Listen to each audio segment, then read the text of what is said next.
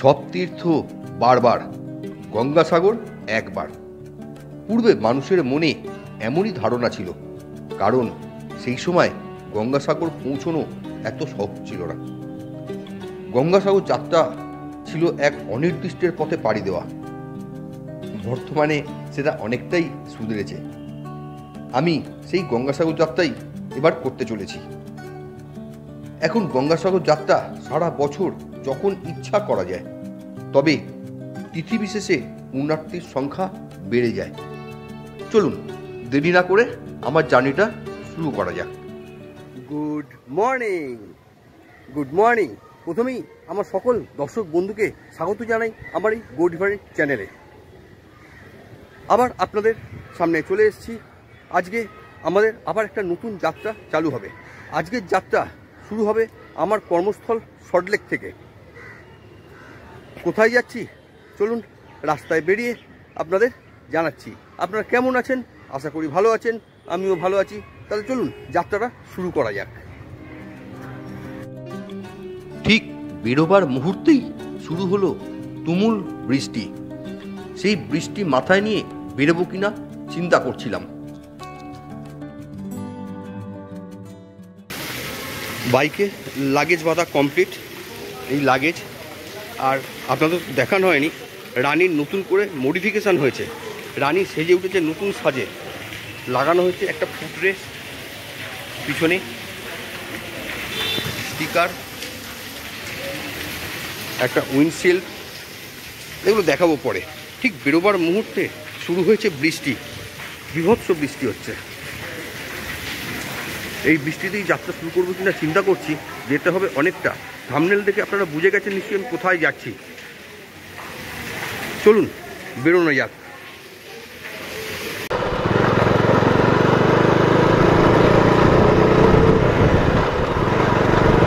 যাত্রার শুরুতেই তুমুল বৃষ্টি আপনাদের আমি দেখিয়েছি। আজ বেরোতে একটু লেট হয়ে গেছে, কাজ করে তারপর অফিস থেকে বেরোলাম। থাম্বনেল দেখে আপনারা এতক্ষণ বুঝেই গেছেন আমি কোথায় যাচ্ছি। হ্যাঁ, গঙ্গাসাগর।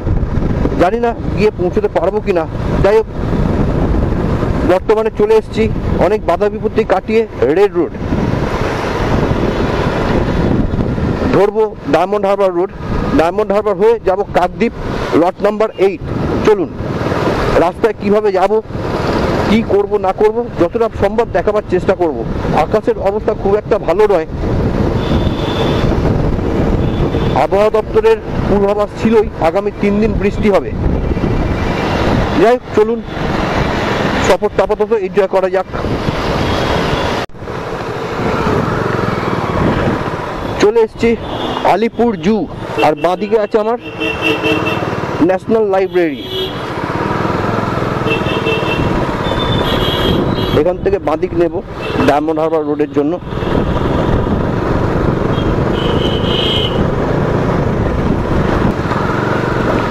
বর্ষায় রাস্তা ভেঙে চুরে একাশা হয়ে গেছে। কি অবস্থা রাস্তার!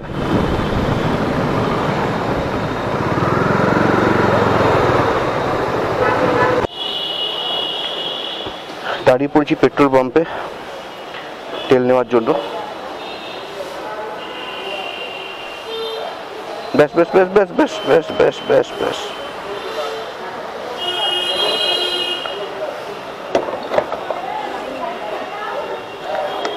হুম, 9.50 লিটার, প্রায় 1000 টাকা, 996 টাকা। Thank you.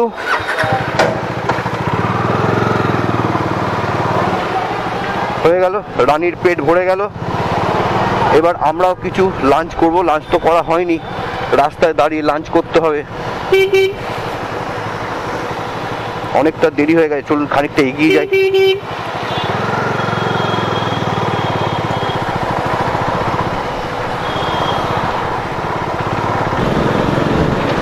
পৌঁছে গেছি তারাতলা।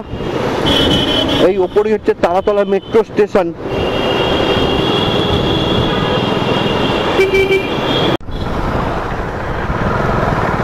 ডায়মন্ড হারবার, গঙ্গাসাগর, কাকদ্বীপ, বকখালি সোজা।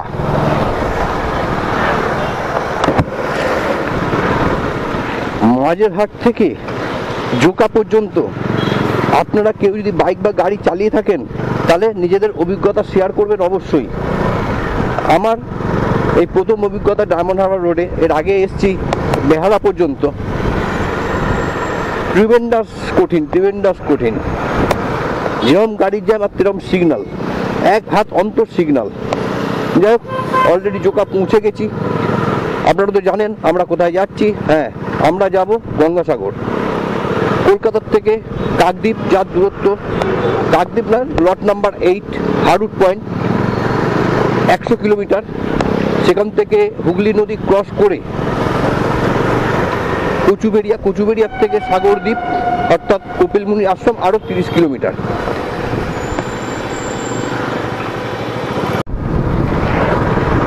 পেরিয়ে গেছি বিষ্ণুপুর, কিন্তু আবার বৃষ্টি এসে গেছে, বেশ বড় বড় ফোঁটা পড়ছে, আর বেশি ভিডিও করা যাবে না।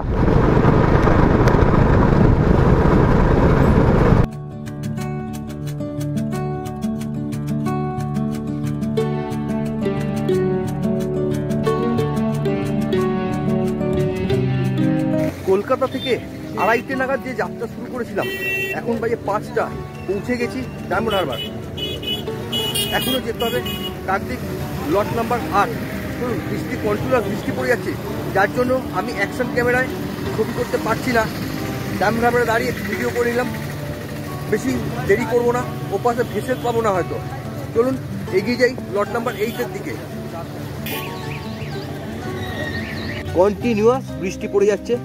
যাই হোক, আমরা চলে এসেছি নতুন হাট বলে একটা জায়গায়, যেটা NH 117-এর ওপর, অর্থাৎ কাকদ্বীপের ঠিক আগেই। সেখান থেকে ডান দিকে ঢুকলাম, এই হচ্ছে গেট। যাব লট নাম্বার 8 হারুট পয়েন্ট।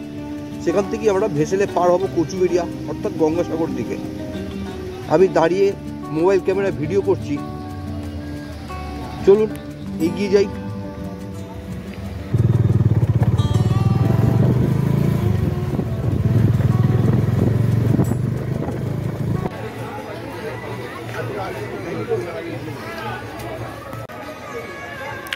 পৌঁছে গেছি লট নাম্বার 8 হারুট পয়েন্ট। এসছি আমরা এই দিক দিয়ে, এসে এই হচ্ছে সামনে জেটি ঘাট, আর এই হচ্ছে টিকিট কাউন্টার। তার থেকে ওপার অর্থাৎ কচুবেড়িয়া যেতে টোটাল ভাড়া পড়বে মানুষ প্লাস বাইক নিয়ে 90 টাকা। আর টাইমলি এসছি আজকে 9টা পর্যন্ত ভেসেল আছে। নর্মাল দিনে 9:30 পর্যন্ত চলে, অনেকটা নির্ভর করে জোয়ার ভাটার ওপর। আজকে সারাদিন যেহেতু বৃষ্টি হচ্ছে, বৃষ্টির জন্য আজকে একটু আগে 9টা পর্যন্ত আশা করি পাওয়া যাবে, সেটি কাউন্টার থেকে বলা হলো। আমাদের ভেসেল আর 10 মিনিটের মধ্যেই চলে আসবে। চলুন ভেসেলে ওঠার সময় আবার কথা বলছি।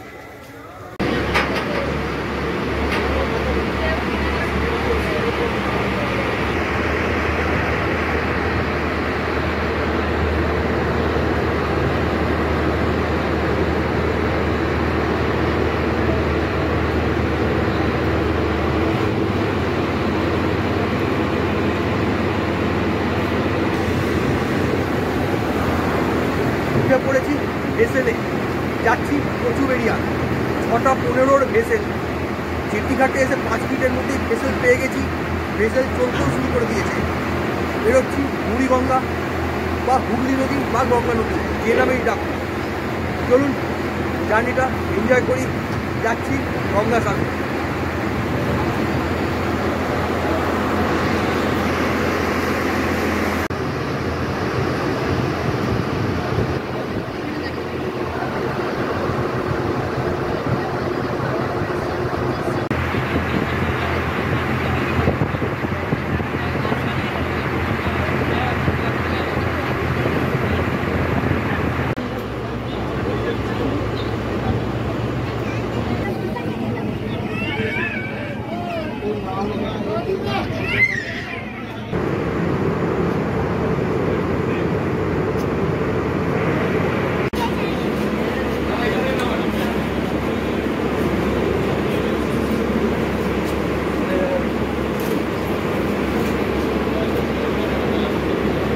পৌঁছে গেছি কচুবেড়িয়া। বাইক তোলাটা নামানোটা এখানে সমস্যা। এই কচুবেড়িয়া ঘাট থেকে উঠলেই পাবেন এই গেট।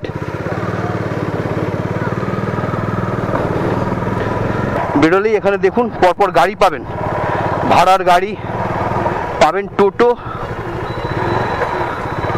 প্রচুর গাড়ি আছে এখানে। কচুবেড়িয়ার থেকে সাগরদ্বীপ অর্থাৎ কপিলমুনির আশ্রম দূরত্ব হচ্ছে 29 কিলোমিটার, প্রায় 30 কিলোমিটার। রাস্তা খুবই ভালো, প্রচুর গাড়ি এখানে ভাড়া পাওয়া যায়। এখান থেকে কপিলমুনি আশ্রম পর্যন্ত গাড়ি ভাড়া মোটামুটি 1000-1200 টাকা নেবে।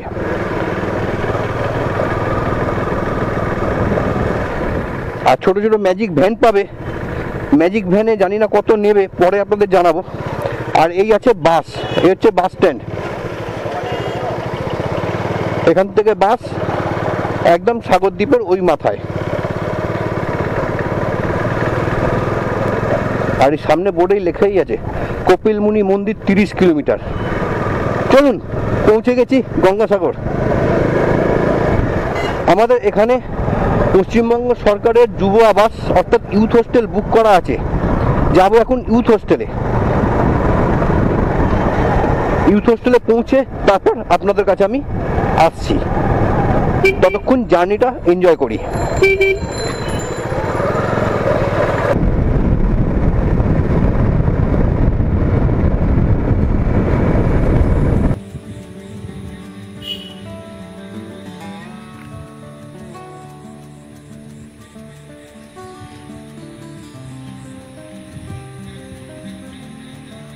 পৌঁছে গেছি গঙ্গাসাগর।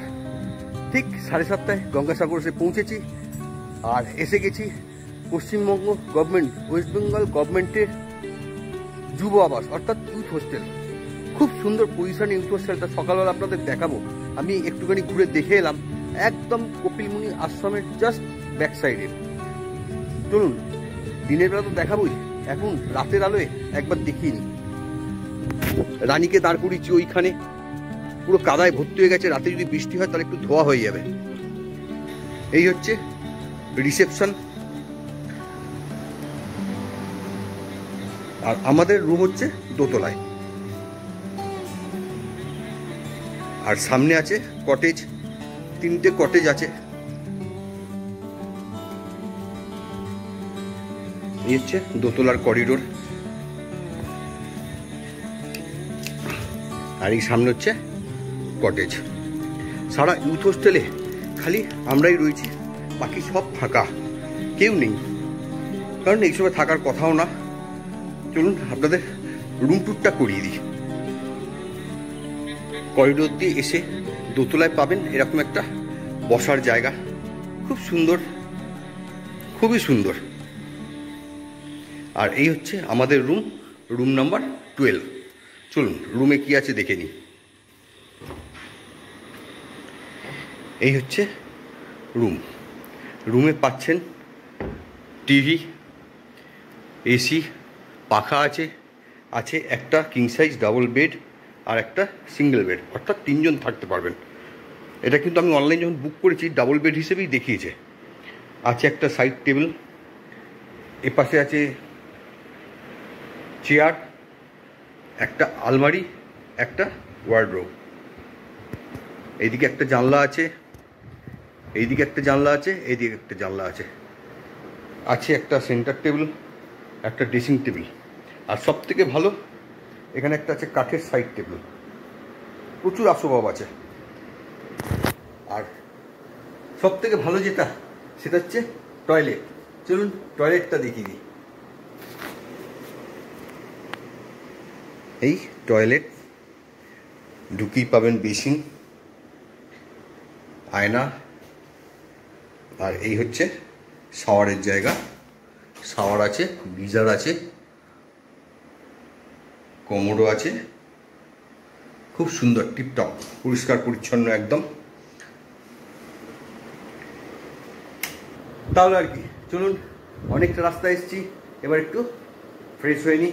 ফ্রেশ হয়ে আর খাবার বলতে গেছিলাম, হ্যাঁ বাইরে হোটেলে খাবার বলতে গেছিলাম, খাবার বলে এসেছি। আবার দেখা হচ্ছে ডিনারের সময়।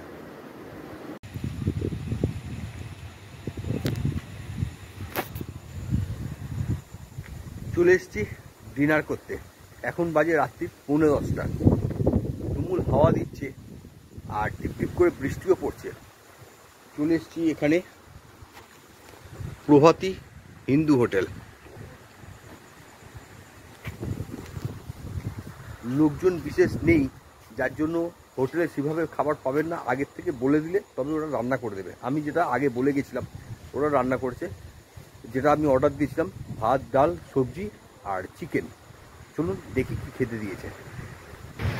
এখানে আছে ভাত, আছে একটা আচার, আছে ডাল, আছে আলু ভাজা, লেবু, পেঁয়াজ আর 5 বিশালের তরকারি। এখানে আছে চিকেন। চলো খেয়ে নিই, খেয়ে নিয়ে তারপর যাবো হোটেলে, মানে ইউথ হোস্টেলে। আবার দেখা হবে কাল সকালে। ভিডিও আর বেশি বাড়ালাম না, সারাদিন জার্নি করেছি, গিয়ে রেস্ট নিতে হবে। চলুন, গুড নাইট, সবাই ভালো থাকবেন, সুস্থ থাকবেন।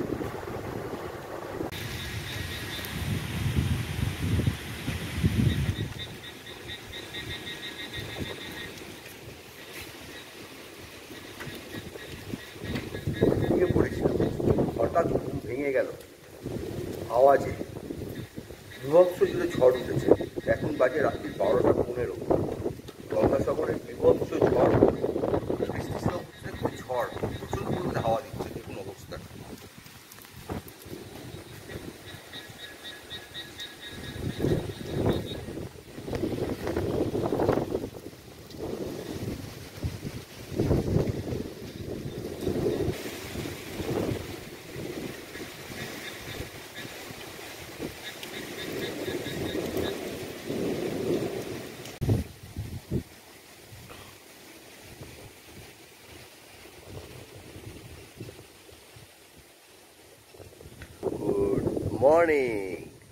Good morning from Gangasagar. আপনারা তো জানেন কালকে রাত্রে এসে পৌঁছেছি গঙ্গাসাগর। ওয়েদার খুব খারাপ ছিল, সারা রাস্তায় মোটামুটি বৃষ্টি পেয়েছি। সারা রাত্রির এখানে ঝড় আর বৃষ্টি হচ্ছে। এখনও রীতিমতো ঝড় হচ্ছে, বুঝতেই পারছেন। চারদিক থেকে খুব জোর হাওয়া বইছে। বৃষ্টির আপাতত নেই, একটু আগে প্রচুর বৃষ্টি হয়ে গেছে। এখন বাজে সকাল 5:30। বাইরে বেরিয়েছি, সারা রাত্রির কারেন্ট ছিল না, লোডশেডিং, সুতরাং এসির হাওয়া বেশিক্ষণ খেতে পারিনি। সারা রাত্রি সেভাবে ঘুমও হয়নি। বেরিয়েছি সকালে একটু ঘুরে বেরিয়ে দেখতে। চলুন একটু ঘুরে আসি।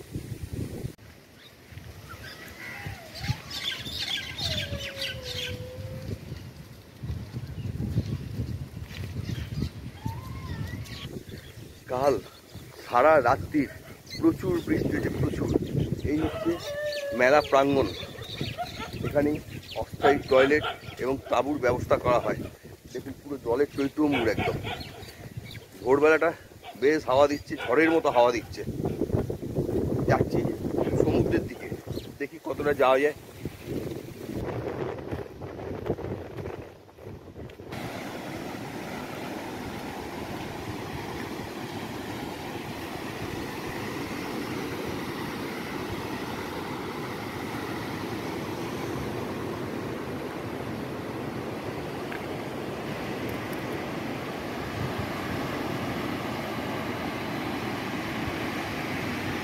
পৌঁছে গেছি সকালবেলায়, ভোরবেলায় সাগরের তটে।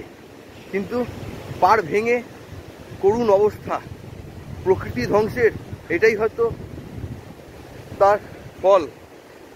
প্রকৃতিকে রক্ষা করতে হবে, নাহলে কিন্তু একে একে সব ধ্বংসের পথে চলে যাবে। এত সুন্দর বাঁধানো রাস্তা ভেঙে সমুদ্রে মিশে গেছে। পাড় বলে কিছু নেই, খালি কাদা। যার জন্য সবাই বারবার বলে প্রকৃতিকে রক্ষা করুন, প্রকৃতিকে ধ্বংস করবেন না। প্রকৃতিকে ধ্বংস করা মানে নিজেকে ধ্বংস করা। চলুন বাকি জায়গাগুলো ঘুরে দেখি।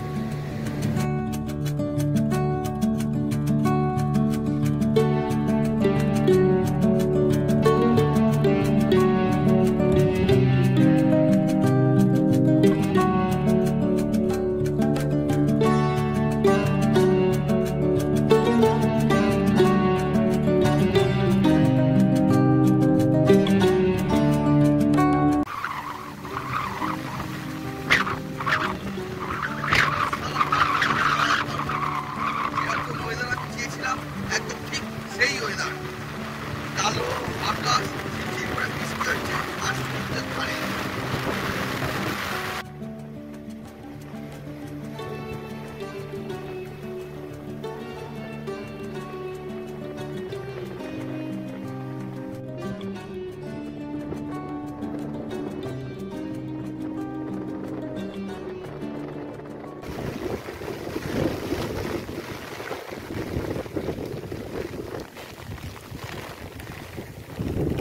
র্যান্ডাম বৃষ্টি হয়েই যাচ্ছে সকাল থেকে। সকালে যে সমুদ্রের ধারে গেছিলাম সেই বৃষ্টি শুরু হয়েছে, প্রচণ্ড হাওয়া আর বৃষ্টি।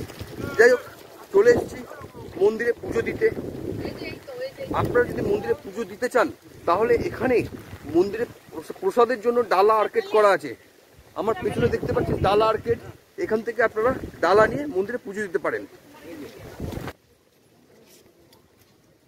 আমরাও নিয়ে নিয়েছি ডালা পুজো দেবো বলে। এখানে বিভিন্ন দামের ডালা পাবেন, 50 টাকা থেকে শুরু, 50, 100, 200, আপনি যেরকম পুজো দেবেন। চলুন পুজোটা দিয়ে নিই। এই কপিলমুনি আশ্রম সম্পর্কে বহু প্রচলিত ধারণা আছে। তার মধ্যে সবথেকে প্রচলিত ধারণা যেটি, রাজা সাগর অশ্বমেধ যজ্ঞ অনুষ্ঠানের জন্য একটি ঘোড়া নিয়ে আসেন, কিন্তু দেবরাজ ইন্দ্র সেই ঘোড়াটি চুরি করে কপিলমুনির আশ্রমের পাশে বেঁধে রাখেন। তখন রাজা তার 60,000 পুত্রকে ঘোড়াটি খুঁজতে পাঠান। তারা এসে কপিলমুনি আশ্রমের পাশে ঘোড়াটিকে খুঁজে পান এবং কপিলমুনিকে চুরির দায় অভিযুক্ত করেন। কপিলমুনি ক্রোধে তার সন্তানদের ভস্ম করে দেন এবং তাদের আত্মাকে নরকে পাঠিয়ে দেন। পরে রাজার প্রার্থনায় কপিলমুনি সন্তুষ্ট হয়ে তার সন্তানদের ফেরত দেওয়ার প্রার্থনায় সম্মত হন। শর্ত একটাই, মা গঙ্গাকে ধরাধামে অবতরণ করাতে হবে। এরপর রাজা ভগীরথ শিবকে স্বর্গ থেকে গঙ্গাকে নামানোর আদেশ দেন এবং 60,000 পুত্র মুক্ত হয়ে স্বর্গে আরোহণ করেন, কিন্তু গঙ্গা নদী পৃথিবীতেই থেকে যায়। সেই গঙ্গা নদী সাগরে এসে বিলীন হয়। সেই হিসেবেই এই জায়গার নামকরণ হয় গঙ্গা সাগর, যা অতি পবিত্র স্থান। প্রতি বছর মকর সংক্রান্তিতে এখানেই পালিত হয় গঙ্গাসাগর মেলা, যেখানে দূর দূরান্ত দেশ বিদেশ থেকে বহু ভক্ত সমাগম হয়।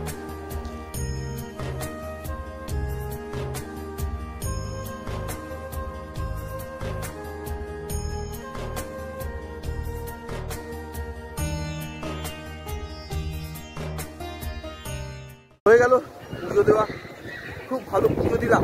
পুজো দিয়ে বেরিয়ে পড়লাম বাইরে। র্যান্ডাম বৃষ্টি হয়েই যাচ্ছে। চলুন এবার দেখা যাক কোথায় যাওয়া যায়। এই বৃষ্টিতে যাব না বৃষ্টি থামলে যাব। বৃষ্টি থামার জন্য অপেক্ষা করে লাভ নেই, কারণ আগামী 3 দিন অর্থাৎ আগামী কাল পর্যন্ত, গতকাল যে বৃষ্টি শুরু হয়েছিল আগামী কাল পর্যন্ত এই বৃষ্টি হওয়ার কথা আছে। আবহাওয়া দপ্তরের সেটাই ভবিষ্যৎবাণী। কপিলমুনি আশ্রমে পুজো দেবার পর মন্দিরের পাশে পবিত্র কপিলমুনি সরোবর দেখে প্রথমেই চলে এলাম গ্রহরাজ শনি মন্দির দেখতে।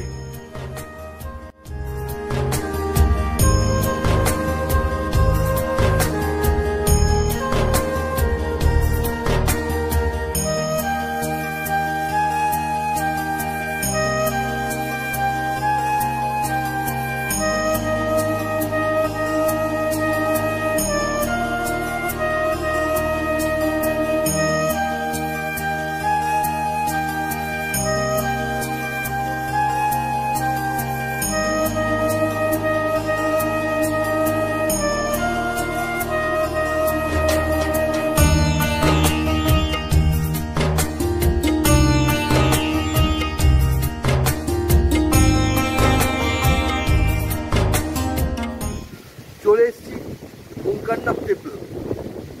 কপিলমুনি আশ্রম থেকে জাস্ট 500 মিটার এলেই এই ওঙ্কারনাথ টেম্পল। খুব সুন্দর মন্দির, খুব সুন্দর বিগ্রহ। ভিতরে জগন্নাথ, বলরাম, সুভদ্রার বিগ্রহ আছে এবং অন্যান্য বিগ্রহ আছে এবং মন্দিরটা যথেষ্ট সুন্দর।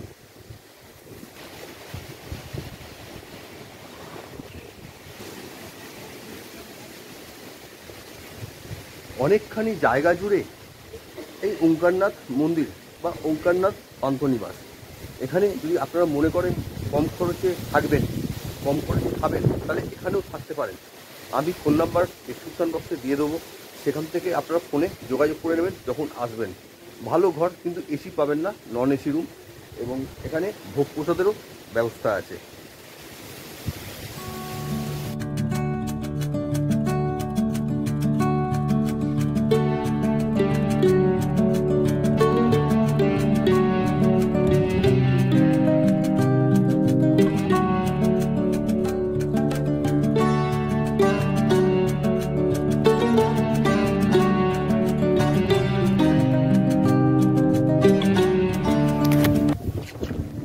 পৌঁছে গেছি বেনুবন, গঙ্গাসাগর, অর্থাৎ ইউথ হোস্টেল থেকে প্রায় 10 কিলোমিটার দূর চেমাগুড়ি রোডের ওপর বেনুবন। বেনুবন আর কিছুই না, বেনুবন ফেরিঘাট। চেমাগুড়ির থেকে আগে নৌকোয় করে যাওয়া যেত নামখানা, এখন চেমাগুড়ির থেকে নয়, এই বেনুবন ফেরিঘাট থেকে যায় নামখানা। বেনুবন নাম হচ্ছে এই কারণেই যে এখানে চারিদিকে সুন্দরবনের মতো সুন্দরী আর গড়ানের জঙ্গল, পুরো এরিয়া জুড়ে সুন্দরী আর গড়ানের জঙ্গল। সেই থেকেই এখানকার নাম এখানকার স্থানীয় বাসিন্দারা দিয়েছে বেনুবন। বেশ সুন্দর জায়গা, কিন্তু কপাল একটাই খারাপ, যেটা হচ্ছে বৃষ্টি কিন্তু অনবরত হয়েই যাচ্ছে। যেরকম বৃষ্টি হচ্ছে সেরকম ঝোড়ো হাওয়া দিচ্ছে।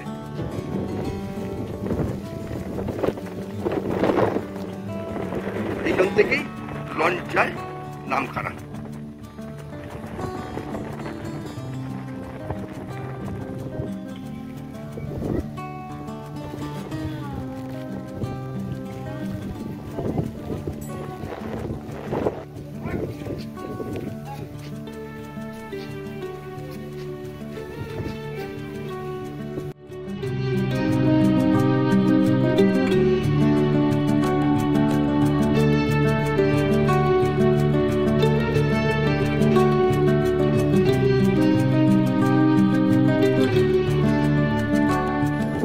আমার সামনে এটাই হচ্ছে গঙ্গাসাগর ইস্কন মন্দির, যেটা এখন আন্ডার কনস্ট্রাকশন, তৈরি হচ্ছে। আশা করি বছর খানেকের মধ্যে তৈরি হয়ে যাবে এবং চালু হয়ে যাবে। বিশাল বড় জায়গা জুড়ে হচ্ছে এই মন্দির।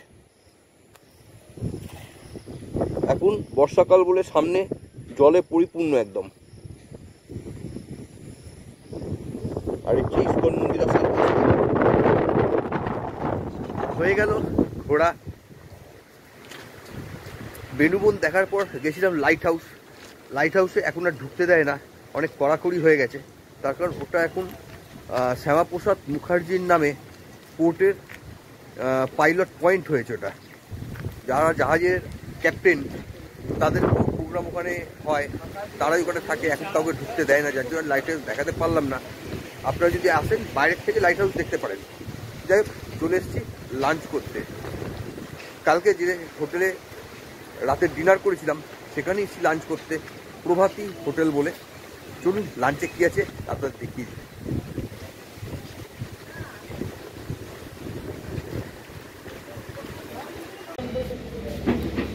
এসে গেছে খাবার। খাবারে আছে প্লেন রাইস, আছে পেঁয়াজ লেবু লঙ্কা, একটা শাক, আলু ভাজা, উচ্ছে ভাজা, আছে ডাল, বাঁধাকপির তরকারি, এটা আছে কাঁকড়া, এটা আছে গলদা চিংড়ি। আজকের মেনুতে এলাই ব্যাপার। চলুন খেয়ে নিই। গন্ধ তো খুব ভালো বেরিয়েছে, খেয়ে তারপর বলছি কেমন হয়েছে খেতে। ইউথ হোস্টেলের বারান্দা থেকেই দেখা যাচ্ছে ওই যে ওইটা হচ্ছে কপিলমুনির মন্দির। জাস্ট এখান থেকে 20 মিটার কি 25 মিটার হবে। যাই হোক, লাঞ্চ করে চলে এলাম। রান্না ছিল অসাধারণ, অসাধারণ রান্না। অনেক পর এত রকম আইটেম খেলাম, তৃপ্তি সহকারে খেলাম। বৃষ্টি শুরু হয়েছিল, এখনো পর্যন্ত কন্টিনিউয়াস বৃষ্টি আর ঝড় চলেই যাচ্ছে। চলুন এখন রেস্ট নিই, তারপর সন্ধ্যেবেলায় যাওয়ার ইচ্ছা আছে মন্দিরে সন্ধ্যা আরতি দেখতে।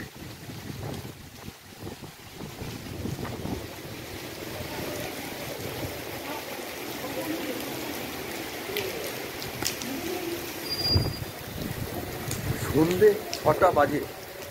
গতকাল দুপুর 12টার থেকে যে ঝড় জল শুরু হয়েছে এখনও পর্যন্ত কন্টিনিউয়াস চলে যাচ্ছে, এখন মনে হচ্ছে আরও বেড়েছে। আমি দুয়াবাস থেকে এলাম মন্দিরে সন্ধ্যারতি দেখবো বলে। মন্দির ফাঁকা, রাস্তা শুনশান, একটা মানুষ নেই রাস্তায়। দেখুন, খালি ঝড়ের মতো হাওয়া বইছে আর বৃষ্টি হয়ে যাচ্ছে।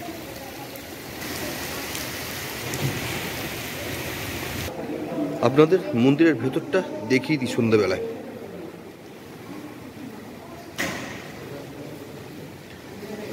এই হচ্ছে মা ভাগীরথী, মাঝখানে কপিলমুনি, আর এপাশে রাজা সগর।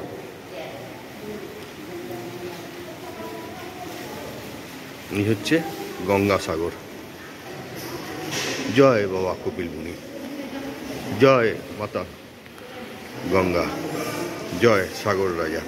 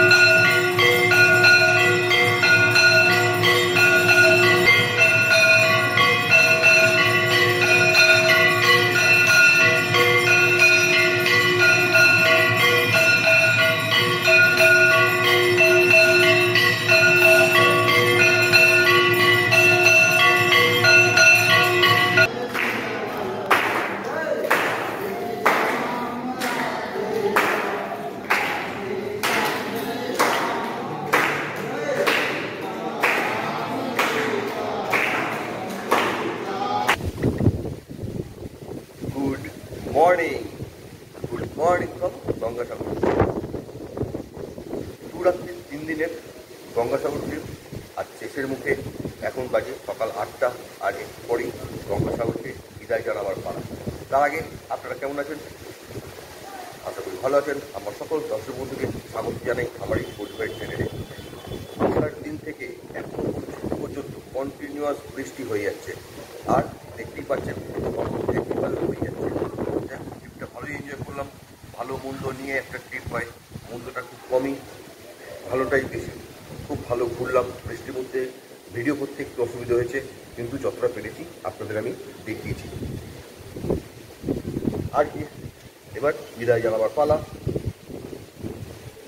আমার অনেক দিনের ইচ্ছা ছিল একটা ঝড়ের রাত বা বৃষ্টির সময় সমুদ্রের ধারে, সেই আশাটাও অনেকদিন পর পূর্ণ হলো। হয়তো এটা ঝড় না, কিন্তু ঝড়ের থেকে কম কিছু না। চলুন দেখা হচ্ছে আবার বাইরে বেরিয়ে।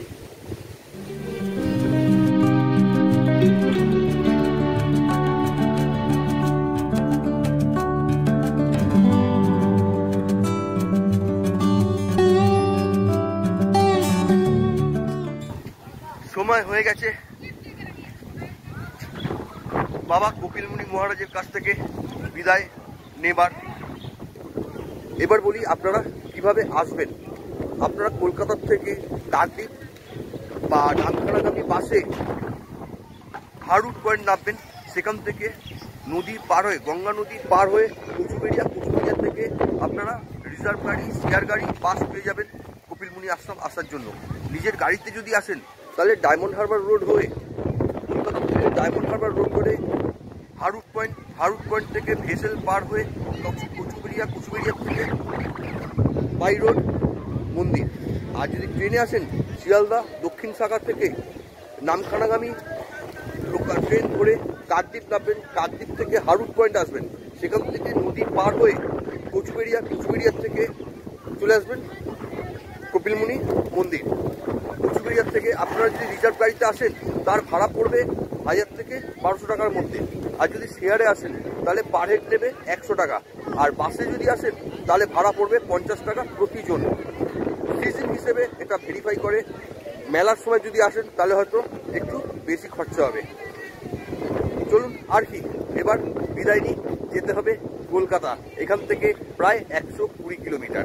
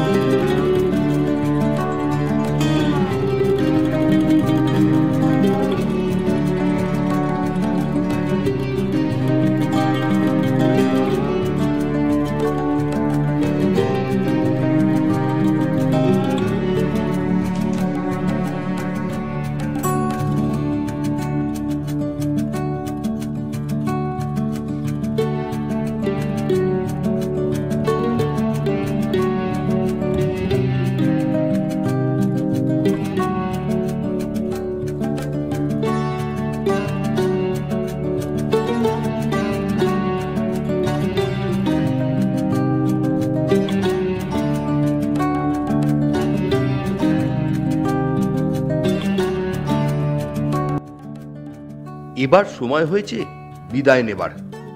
আবার দেখা হচ্ছে খুব শীঘ্রই অন্য কোথাও অন্য কোনো ভিডিওয়ে।